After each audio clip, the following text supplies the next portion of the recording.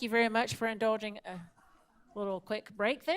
And I believe that you have the next item. Yes, ma'am. Madam Chair, I would also like to introduce tonight Mr. Don Hardy, Principal of White Knoll Middle School. And he's going to give us part of his periodic update of what's happening at his school. Thank you, Madam Chair, board members, Dr. Little. I just appreciate the opportunity to be able to come and talk about my favorite topic, White Knoll Middle School. So it's a great place to be. A lot of great things are happening there. This is our regular update that we will do. I'll give you another one second semester as well, as we are still on the priority list because the State Department doesn't have a way to get off the priority list at the moment, but we will be working on that part. So let's go through and hit what's going on that's new. As you remember from last year, we hit some things that we wanted to change, and a couple of things we changed was, first thing, which I think was extremely important, was giving the kids more choice in our academic connections. Like we talked about, that's our hook. For a lot of our kids, they need to have something that they want to come to school for, and it's not always going to be your core classes. And so we set that up because originally, if they would have band and resource, that's all they'd be able to have. Or if they had course and PE, that's all they'd be able to have. So now they get choices of 3. We do an ABC schedule where they rotate through to be able to have them up to 2 to 3 times a week. So far, the students seem to be enjoying that, and they definitely like the choice that they're getting now. So students that weren't able maybe to get into the art program now can get into the art program. So those are like the related arts and stuff? Yes, ma'am. So ABC, so like Monday you do one, Tuesday you do a different one, Wednesday you do a different one? Yes, ma'am. We'll rotate through the 3 different ones that they can have a rotation on. So how many periods a day do y'all have? So we would have 9 periods, but that's counting advocacy and lunch as well. So is world language all year? Yes, ma'am. Well, yes and no. If it's a high school bearing credit, so if it's French 1 or French 2, then it would be all year long. But we also offer an elective, which is exposing the kids to different world languages, because the goal is for them, A, get exposed to culture, but also try to pick what is that language you want to do in high school for that credit. Okay.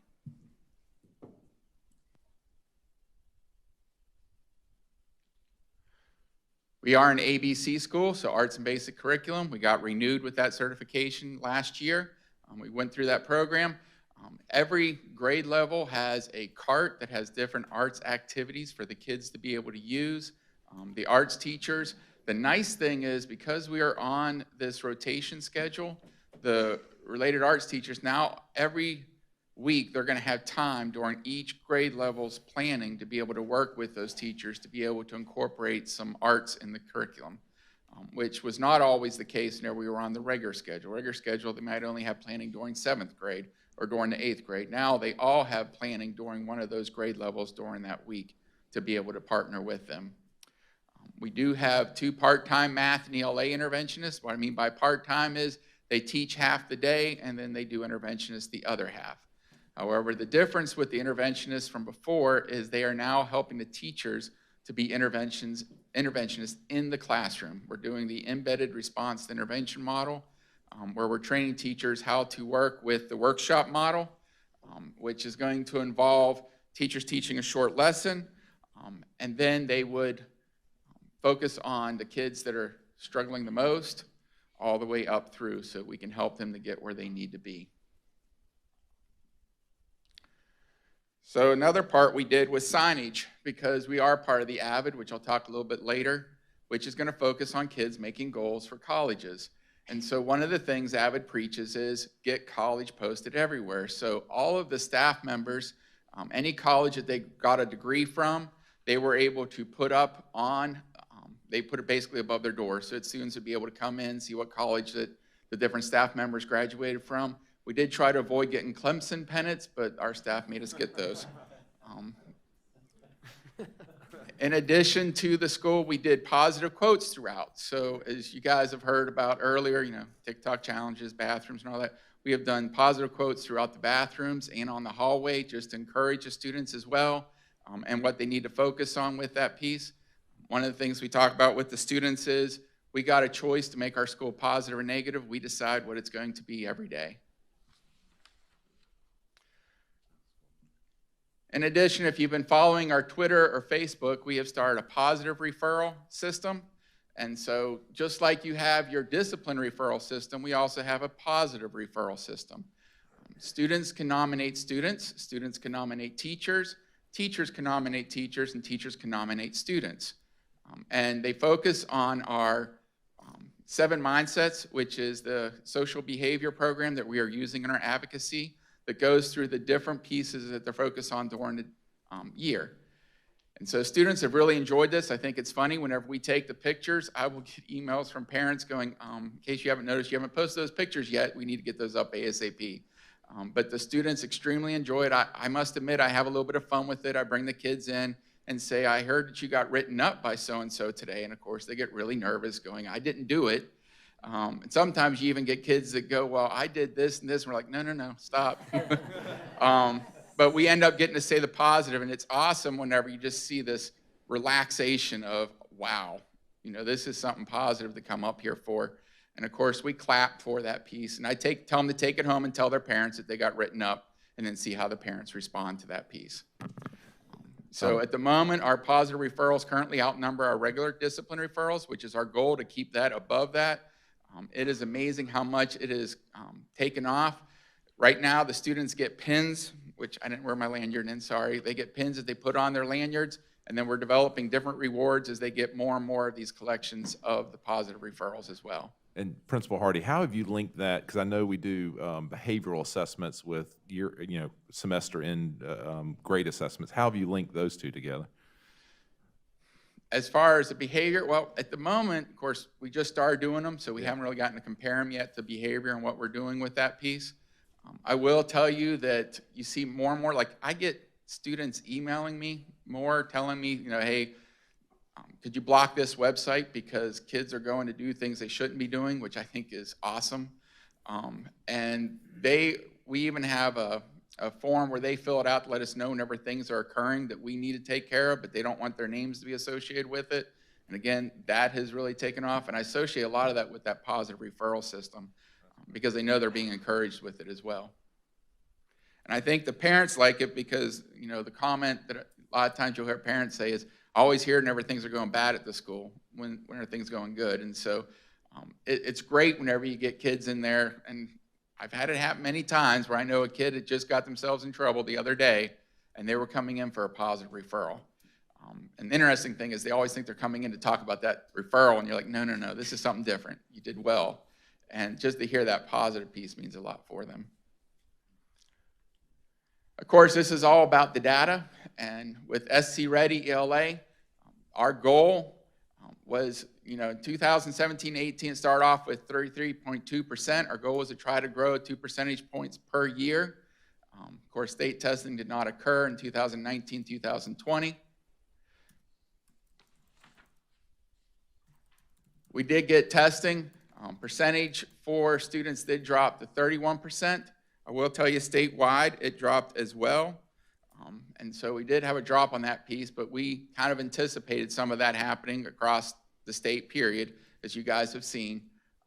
But I think the big part we get is kids, just encouraging the kids to read. We're doing book clubs, getting the kids into different readings with the books, because, we'd say all the time to the kids, there's all kinds of English programs out there. There's all kinds of things you can work on, but the only thing that will ever impact your reading is to read.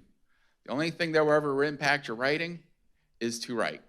And so that's the goal, is to get these kids in there. It's awesome when you go into these classroom observations and you see kids reading books that they chose and they wanted to read and be able to talk about them, and then you see the time that they're taking to be able to write about it.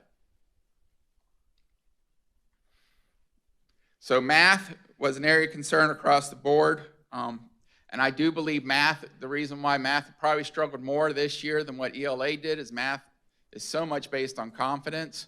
And I'm going to be honest with you, our kids were struggling with confidence this year, especially when I went into that SC Ready test. So we did, in 2017-18, we were at 34%. But this year we did drop down to 18%.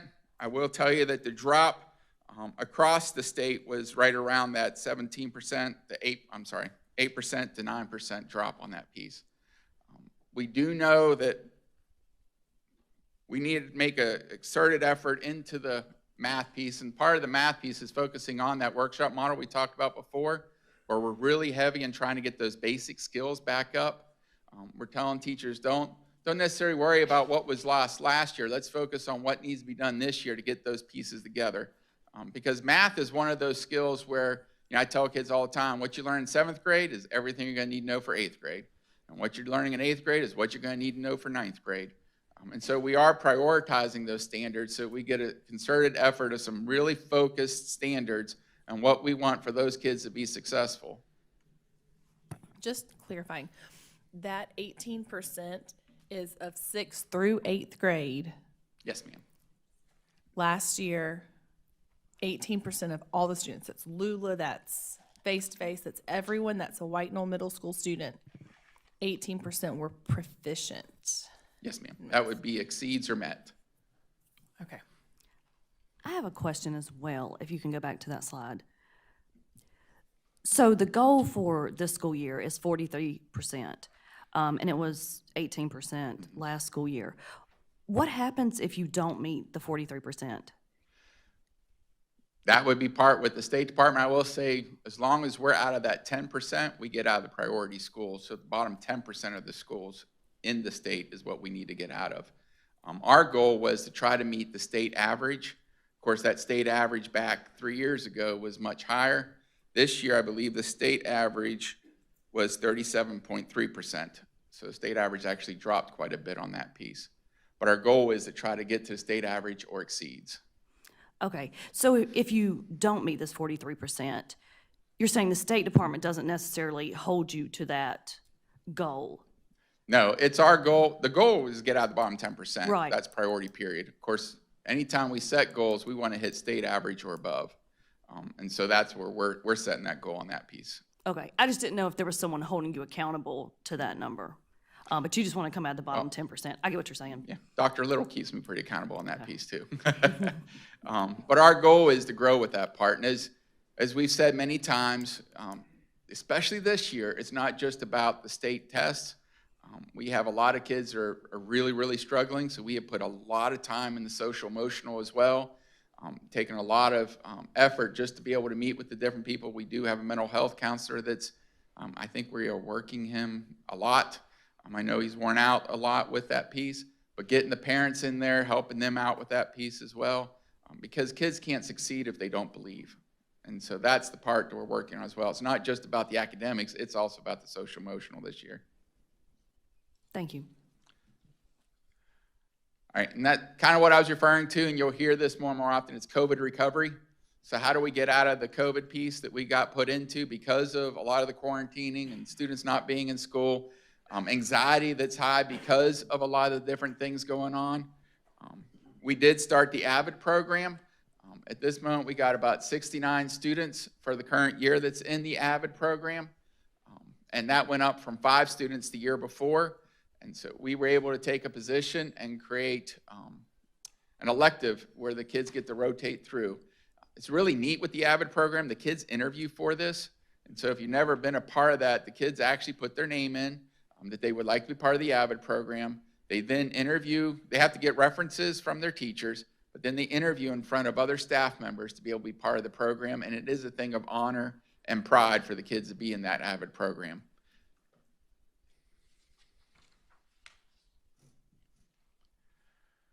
We also created a semester-long class in both 6th and 7th grade, and also 2 additional semester-long classes will be offered second semester in those classes. And it's about increasing the access to the AVID selection as much as possible with that piece. What kind of goes along with that AVID is going to be the SOAR elective.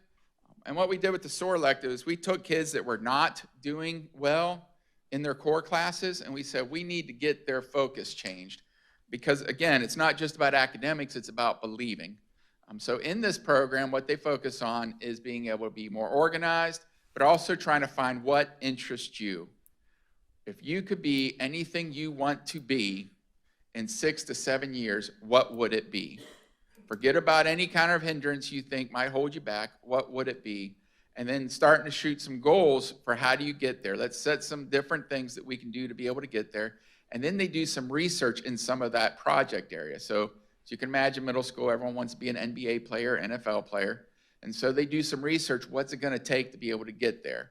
How would they be able to become that player? And so it's about changing that mindset for they can have a goal and that they can do it and that they can dream and they can achieve with that piece. This is something different that we didn't have last year, but the heavy focus with that is, again, trying to get those kids to be able to be successful and get them out of thinking they cannot do it.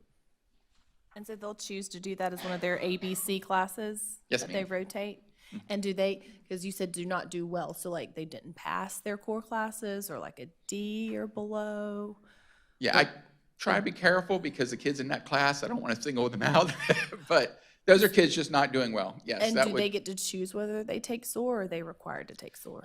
We asked them to take it. If anyone didn't want to take it, we don't make them take it. But I will tell you, we didn't have any problems with that. Kids, they knew that they wanted to do something different and they bought into it. The teacher we have doing the program is very well liked and the students tend to engage very well with them. He also coaches basketball as well, so that tends to get kids to want to be involved with that person.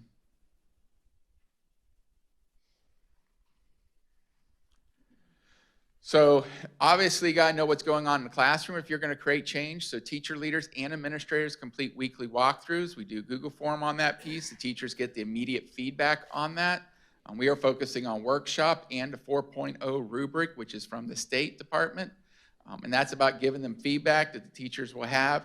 Whenever we leave, they always get one challenge and they're going to get one positive to be able to focus on with that piece. We then use that data to drive we split it up into 4 cycles. So we use that first cycle to decide what are we going to focus on for the second cycle. Use that, then decide what we're going to focus on for a third cycle with the intention of getting classroom instruction up to where we need it.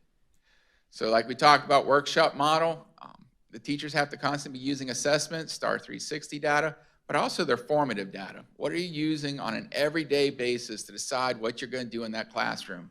How do you decide what you're going to reteach? And how do you decide what kids you're going to reteach it with? And so it's not about busy work, it's about purposeful instruction to try to help that student to improve. So with the 4.0 rubric, do you guys then go talk through it with the teachers and kind of coach them through how to get to a 3 or a 4? Yes, ma'am. So we would go over, and they actually get it, whenever they get the feedback, it all spells out. This is what was observed. This is what would be on a 3, nor be able to score 3. This is where you'd have to be. And then we go over what would bring that up to the next level. And of course, the way the 4.0 rubric's made is the more the students are in charge of the classroom, the higher you're going to score. The more the teacher's in charge of the classroom, the lower you're going to score. So if you want to go between a 3 and a 4, the kids have to be in control. I think that's what you were hitting on, right? No, I mean, I work with the 4.0 rubric with my students a lot, and so I just know how important the feedback is, because if you're just going to give them a score, they need to know why they got that score. Yep, if totally we want our agree. teachers to, be better. Yeah, and the admin's the only people that actually give them a score. The teacher leaders are just giving them information on what they see in the classroom. We give the score so that way they can get because we're trained specifically to be able to give all that information back to them. So we do have a math instructional coach, but they are also doing AVID. That was something we did on purpose because we felt like AVID and math improvement go well together. And so that's why we married the two, so that we can have both programs. Classroom libraries, of course, we're always trying to increase diversity and children's interest. Implementation of AVID. The big thing with AVID is increasing rigor. If you want kids to achieve, you got to expect more out of them. And so that's what we're trying to do as much as we possibly can, is to raise that bar for the students, help them to have a goal and focus, and helping them to believe how to get there and to be able to be successful. Our priority funds, we have used it for supplies. Yesterday, we just got done doing a training with Fred Dillon with math teachers, which is about engagement and getting the students involved. We will do several other sessions with Fred Dillon as well. We do survey teachers to see what would they like, what are they interested in, how would we be able to help them. We are going to be piloting, along with the other middle schools, a program that's going to be focused on our 36 lowest students that will get 4 students at a time will be tutored from a person virtually, but it will be that person focusing on just those 4 students. We will be using that in our SOAR program for those 36 students. If we get success out of it, then the goal would be to grow that even more. And so those kids would get very intentional more one-on-one math instruction during that time. We just got approved to be able to hire 2 more teacher's aides, and that's what we will use to help out in the classroom to try to assist those students that are struggling the most. And then we will be doing what's called a Rise Up program, which is a very intensive reading program for the second semester to help our students as well. Sorry, I have a question before you, oh, well, you're done. Okay. That last slide there, priority funds allocation. When you say you got approved to hire 2 teacher's aides for the second semester, how did you make that request? Like, who has to give you approval? There's a guy over State Department that's over all priority schools, and we submit a budget to them. And so we have to submit a budget, and then he has to say okay to that piece. And then once he says it's okay, then we move forward with the district piece. Okay. So is there anything else that you think you need that you don't have, that you have requested or you need to request? I will say, I mean, there's always more you want because obviously more teachers is going to impact the different things. But I will say, whenever it comes down to materials and supplies, this is extremely well-funded school district, and we greatly appreciate the technology, the access. We just recently got the new furniture, we got new TVs, we got the Via Go, and so all that piece we do have. Now it's just a matter of being able to implement it well. Okay. And it's been a while since I've read, but the priority school status, I think there's 3 different tiers with the State Department of Education. And this is the middle, maybe.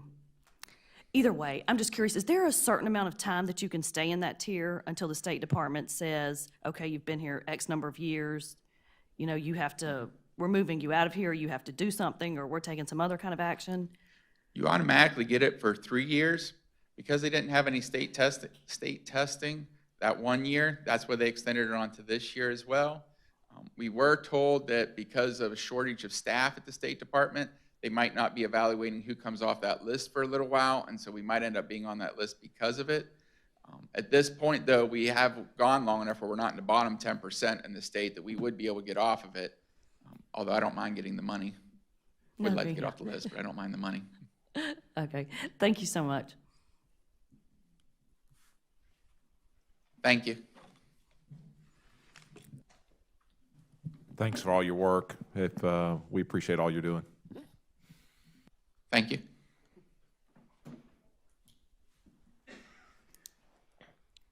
All right, thank you very much, Mr. Hardy. And Mr. Hardy, I know it's getting late, so if you need to be up and with middle school kids, you are certainly welcome to exit the premises. Thank you, sir.